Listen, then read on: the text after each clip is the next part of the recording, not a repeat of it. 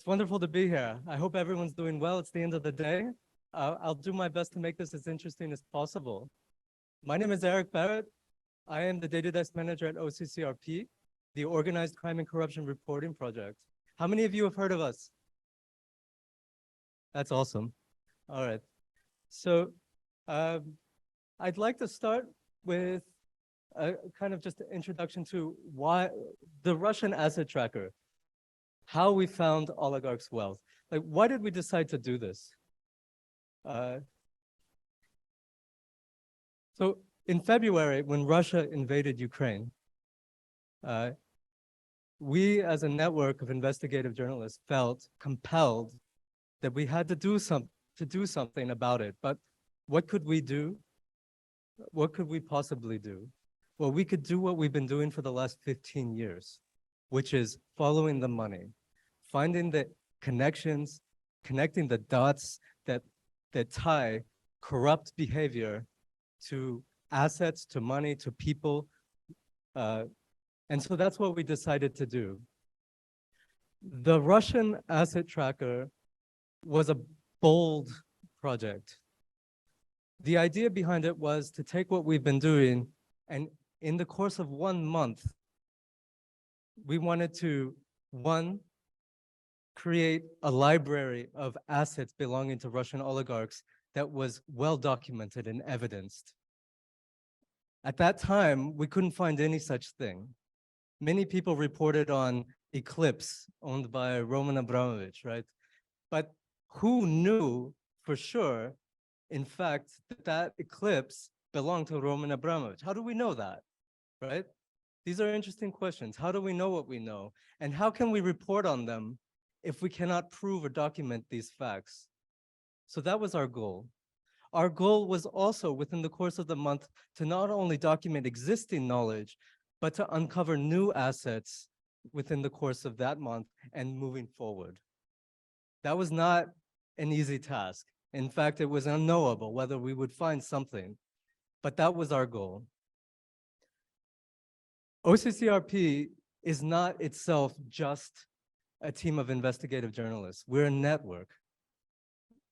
We connect a wide variety of local investigative journalists all over the world in their own respective countries. What we bring to the table is expertise, knowledge, and the idea that together we can see things that individually local investigative journalists cannot. It is thanks to this network, our partners, our member centers, our friends, the larger community, people that just cared, that we were able to achieve this goal. Paul Radu, the co-director of OCCRP, often says, it takes a network to fight a network. We can no longer look in isolation and try to understand the corruption that is happening on a global scale using global mechanisms, global systems. We have to join together and work on solving or shining a light on this behavior so that we can see the bigger picture. And that was also necessary and a goal of this project. So how did we do this? Well, such an endeavor takes management. And so we also had to develop the flow and ways to communicate and document each and every asset. So first we had to make a list. Who are oligarchs anyway? How do we know what to focus on? Well, we started with Navalny's 35 list, and we went from there. It was a good start, but it was a small list compared to what we know to be true, right? We knew that the wealth was going to be in the billions, but we had to prove that as well. But that was sort of on the radar. So we used tools like Google Forms, spreadsheets, Asana workflows, as well as crowdsourcing to receive information, but also for every single asset to create a list of documents we needed to be able to prove that assertion that this asset belongs to this person. We could not just publish that information unless we had reached a threshold of evidence that was acceptable to our fact-checking team. all right? An AI black box wasn't going to cut it. Now that might generate a lead that is important, but we need provenance. We need primary sources, or we need a compelling set of circumstantial evidence that is undisputable. And even that is a little bit shaky, let's be clear.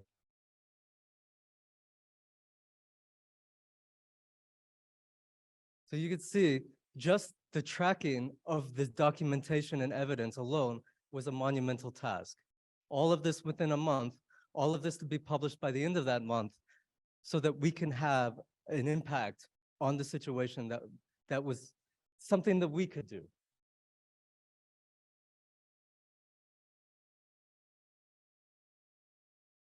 So what are the sources of information we use to do this?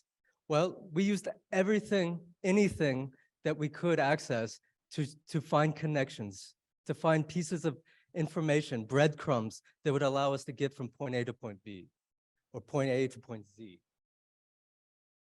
Public business registries, land registries, aircraft and maritime registries. We were tracking planes, yachts, any vehicle we could, court records, official gazettes, scraped databases, leaks. Since February, I looked today, we have over 50 leaks of Russian data coming out of Russia and other sources. Now, these are unsubstantiated data, but they can give us a breadcrumb, a lead, something to look towards. And you'll see in our case that that was crucial. And we also have access to a wide number of paid databases. All of these things come to play when we're trying to answer one question. Does this thing belong to this person? So OCCRP has a huge catalog of databases we use, and we used all of them. So today, normally we have a list of cases, but we have 15 minutes, so let's get going. We're going to look at Schwiedler's New York City apartment. Eugene Schwiedler is a business associate of Roman Abramovich, and also known to be close to Vladimir Putin's inner circle. So what was the situation? We were looking for apartments related to Eugene Schwiedler. And we found that in searching, we came across an apartment. We ended up searching for Schwiedler, not Eugene Schwiedler. As often happens, we throw the net wider by just looking for the surname instead of the full name. And we found that there was not just the apartment we were looking for, but there was another apartment listed in New York City's ACRIS database. That's the New York City property database. But we saw that this apartment belonged to Daniel Schwiedler. So now we know that there's an apartment in New York City worth over $2 million that belongs to a Daniel Schwiedler. But we don't know that if this Daniel Schwiedler is related to Eugene Schwiedler. And we don't know even if there is a Daniel Schwiedler related to Eugene Schwiedler, that this is the same Daniel Schwiedler. You have to understand the burden of proof is on us. We have to get there. So how did we do that? Well, we looked at the ACRIS New York City property records, and we found that there is indeed a Daniel Schwiedler who owns this property. But as in all things, we have to start somewhere. So we took a step back and did a Google search, as one does. And in the course of that Google search, we found an image of a Daniel Schwiedler receiving an award, but also about information about a donation by Eugene Schwiedler. Now, is this the Daniel Schwiedler that's mentioned in the New York City ACRIS database? Well, we don't know. That's our mission. So this is the donation. And so where do we go from here? Well, first, we took this image of Daniel Schwiedler and we did a reverse image search in one of these paid for reverse image search engines called PimEyes. Now, PimEyes returned some interesting photos, but down below, we find a photo of Daniel Schwiedler next to Roman Abramovich. And here it is. Now, is this the same Daniel Schwiedler as in the original image receiving the award that was given by Eugene Schwiedler? Well, we have to do some checking, But when we run this in Amazon's image comparison tool, we get about a 99.9% match. So that gives us some confidence that this is indeed the same person. Keep in mind, we have to document every aspect of this. We can't just assume because they look the same that they are the same. We need some sort of corroborating evidence or tooling to allow us to make that assertion. So we made this assertion. Moving on. We looked in the paid Property Shark database, and what was interesting is at the same address, we find another person was registered at that address, a Megan L. Schwiedler. Well, we don't know who Megan is, right? We can't just assume that she's the sister of Daniel or the daughter of Eugene, right? But that's also another place to start. But we know that that's a thing, and so we move forward. Now, this is where one of our bespoke tools, Aleph, comes into play. At OCCRP, we've developed an open source tool that allows us to process leaks, structured data, and unstructured documents in bulk, in mass. Like recently, we processed a 5 terabyte email leak within the course of several weeks. But what it does is it breaks that data down and allows us to find connections. It extracts names and finds the connections across all the other data sets that we have. And we have thousands of data sets. So typing then a name into Aleph leads us to a document. Now, this is a leak, so we have to take it with a grain of salt.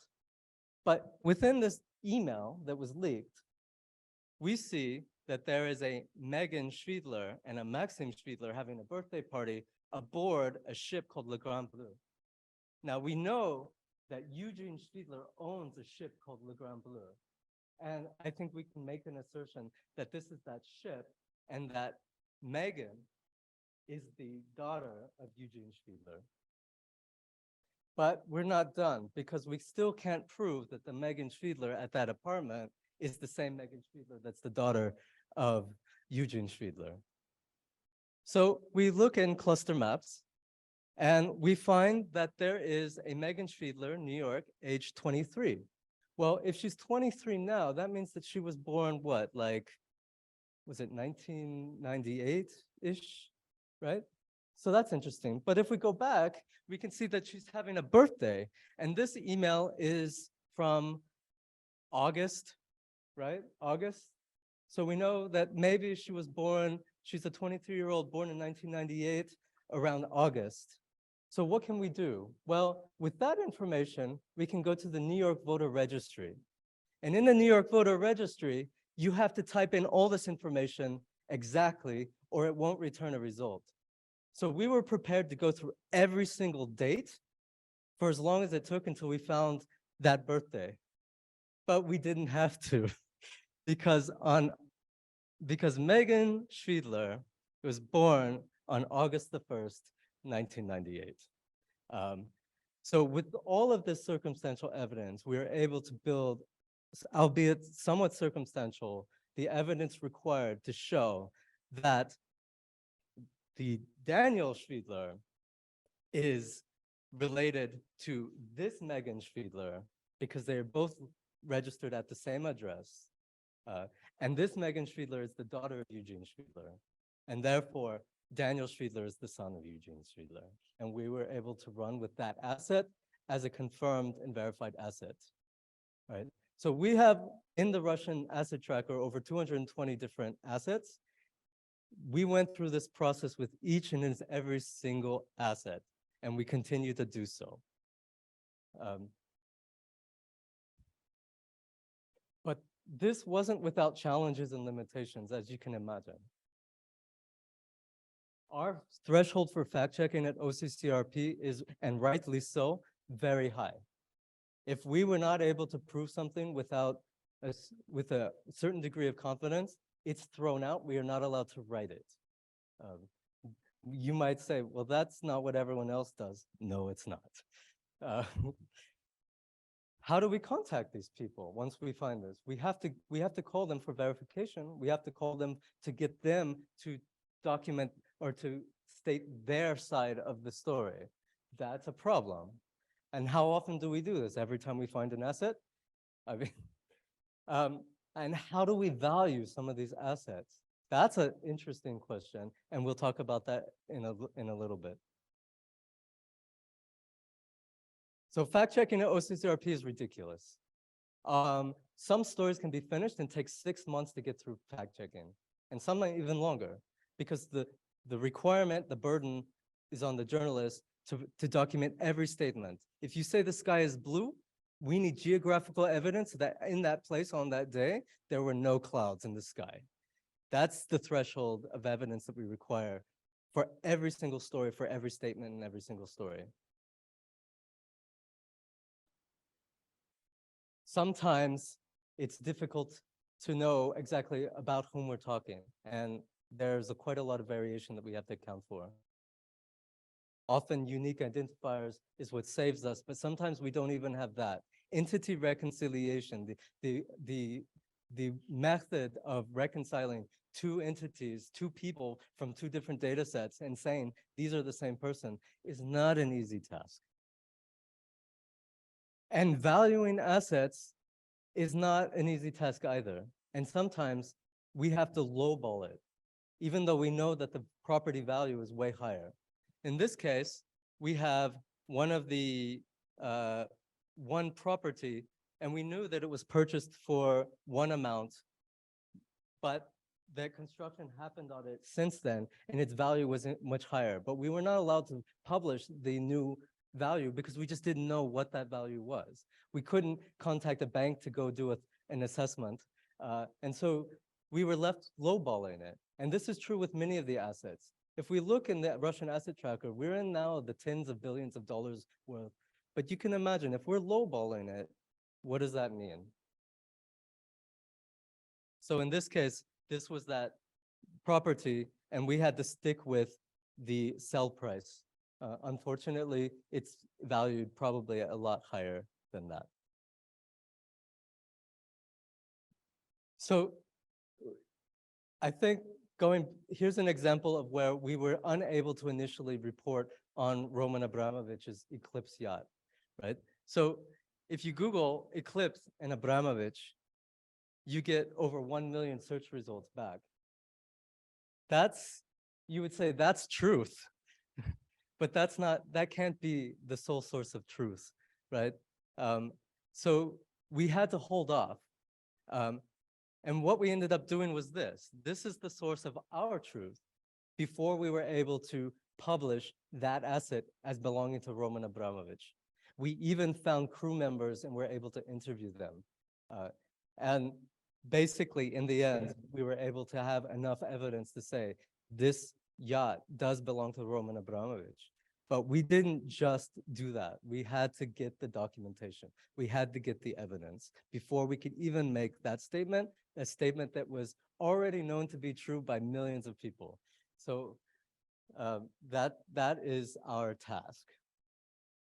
So here's a link to some of the resources. Obviously, Aleph is at top, but basically anything and everything goes. Our job is to answer the question, and we will use any tool that will allow us to do that. Thank you very much. Thank you. Great work that you do. Very impressive. I would be interested also, since this is DataFest, what tech tools also that you heard throughout the day. This morning we had Katie with Supernova that actually works on sort of compiling AI-wise a lot of data. What would be the thing that could kind of help you get even better at this? So Aleph is a really powerful tool. And it's an open source tool, which means that we have a growing community of investigative journalist outlets and news outlets using Aleph more and more.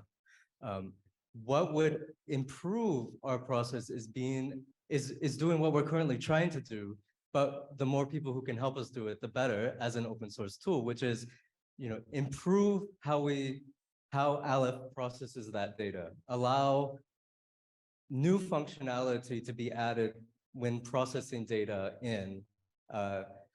One of our goals is to make it pluggable, like plug-inable. to be able to add new processes or data processing components to the ETL pipeline as we ingest leaks or other types of data so that we can find even more interconnectivity, such as, for example, using ML to extract to extract meaning from imagery, right? To maybe perhaps link faces in a video in one data set to an image that's attached to an email in another data set, right? This type of allowing for this level, more advanced interconnectivity, because Aleph, one of the main uses of Aleph is to help us connect the dots, right? To find the interconnectivity between things that are obfuscated either in a variety of ways. We have thousands of data sets in Aleph, and the more we're able to link things, the more we're able to find the relationships between things that are so often hidden. So I would say continued work on advancing the ETL pipelines within Aleph so that we can get added information from these data. Thanks. This was really interesting presentation. I'm actually a SOCMINT researcher, and I was just wondering while you were explaining the processes, how you considered also doing a bit of a different setup when you first research the family members and close associates, that you build out this network of, for example, Abramovich, and then you individually, knowing this whole family, look up the properties under their names. Instead of starting from Abramovich, you start from the family members. That's a great question. So the answer to that is we do that, but sometimes we approach problems from different starting points, right? We have different entry points into a problem. But one of the things that I like about Aleph, and in general what we tend to do, is we create what's called a network diagram, a graph, a family graph, a business graph, company graphs of shareholders, directors, etc. And these get interlinked, right?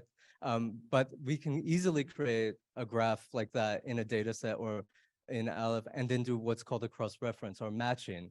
And one of the things that Aleph excels at is once you create this diagram, which is very easy and straightforward, you immediately get the benefit of this cross data set matching. So imagine there are now billions of data points inside Aleph, and as soon as you create one of these graphs of, let's say, Eugene Fiedler's family, you instantly get a cross-reference against every single other data point pairwise for each entity in your graph against all the others, and you get to see which ones come to the top, and that's a good starting point. Oftentimes, a good story starts with this matching or cross-referencing by creating a list of interest, a family of interest, company of interest, a list of companies of interest, and and then we get this cross-reference and we say, hey, there seems to be a lot of overlap between our data set and Pandora Papers, or the Russian laundromat, or Azerbaijani laundromat, right?